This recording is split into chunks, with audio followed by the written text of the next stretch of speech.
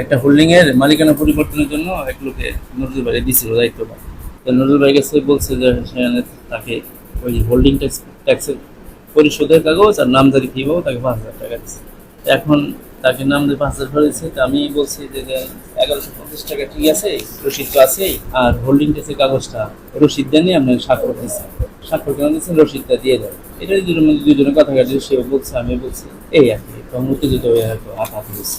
উনি আমার এখানে আইসা আমার আঙ্গু খুলে কথা বলতেছে, আঙ্গু খুলে কথা বলতেছে, ধমক দিচ্ছে। আমি কথা বলছি, তখন লোক আসছে, গ্রাহক আসছে এখানে, তো স্যারের কাছে কথা হয়েছে যে এটা আপনার 1150 টাকা হলো ফিস, তা আপনি 6,000 টাকা 5,000 টাকা কেন দিলেন? তো বলছে যে ভাই নজরুল সাহেব নিছে 5,000 টাকা। জাস্ট এতটুকুই, নামাজ পড়ে আসার পরে স্যারের কাছে আসছে যে আপনি 1100 টাকা 50 টাকা ফিস, 5,000 টাকা। নজরুল সাহেব বলছে আমি ট্যাক্স দিছি, এই করছি সেই করছি। পাবলিক বলতেছে যে না আমার কাছে 5,000 টাকা নিয়েছে। এই দুই এক কথায় উনি বলছে আপনি 5,000 নিবেন কেন? আমি বলছি যে আমার কি কথাবার্তা, এই এর এ পাশে আর কোনো ঘটনা না নাই ভাই। আচ্ছা, ওই সময়টা আমি ছিলাম না, যখন নজরুল সাহেব ঢুকলো আমি আবার তখন বের হয়ে গেছি, জাস্ট এতটুকু। আর পরের যে ঘটনাটা ঘটছে, এই ঘটনার সময় আমি উপস্থিত ছিলাম না।